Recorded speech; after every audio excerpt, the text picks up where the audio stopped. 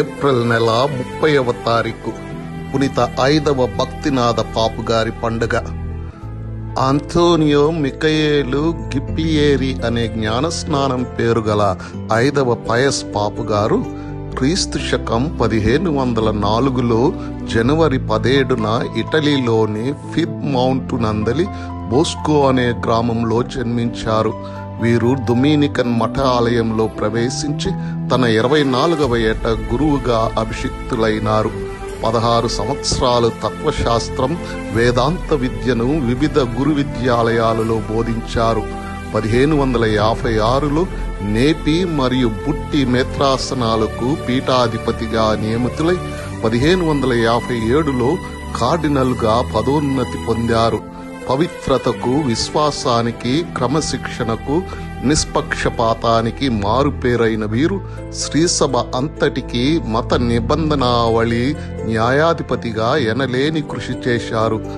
దైవ ప్రణాళికచే 1566 జనవరి 7న శ్రీసభ 26వ జగద్గురువుగా అభిషేక్తులై 5వ పయస్ పాపు నామాన్ని ధరించారు.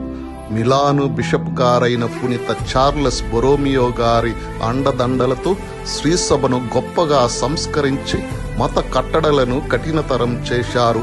ట్రెంట్ మహాసభ తీర్మానాల్ని వీరు వెంటనే అమలుపరిచి 1566లో నూతన సత్యోపదేశ పుస్తకాన్ని ఆవిష్కరించారు. అలాగే గురువుల దైవార్చన గడియ గ్రంథాన్ని మరియు పూజాబలి ప్రార్థనా పుస్తకాన్ని కూడా సంస్కరించారు. తాను గొప్ప హోదాలో ఉన్నను తరచుగా ఆసుపత్రులను, రోగులను స్వయంగా సందర్శించేవారు. వీరు ప్రొటెస్టాంటులతో అవిశ్రాంత పోరాటం చేశారు. కథోలిక రాజుల సమైక్య కూటమి ఏర్పాటు అనునది వీరి విశేష కృషి ఫలితమే. 1570లో జరిగిన యుద్ధంలో కథోలిక రాజుల సమైక్య కూటమి తురుష్కులపై ఘన విజయం సాధించుటలో 5వ పయస్ పాపు గారి కృషి అమోఘం.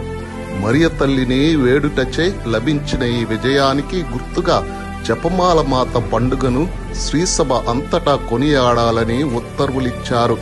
క్రైస్తవుల సహాయమాత అనే బిరుదమును దేవమాత గొలుసు ప్రార్థనలో జోడించిన వీరు క్రీస్తు శకం 1572లో మే 1న పరలోక ప్రాప్తి నొందారు. 1712లో 11వ క్లెమెంట్ పాపు గారు 5వ పయస్ పాపు గారిని పునీతులుగా ప్రకటించారు. వీరి బంగారు మాట: కథోలికులలోని దృఢ విశ్వాస లోపమే ప్రపంచంలోని వినాశకర శక్తుల ఆవిర్భావానికి మూలం. పునీత 5వ భక్తినాథ పాపు గారా, మా కొరకు ప్రార్థించండి.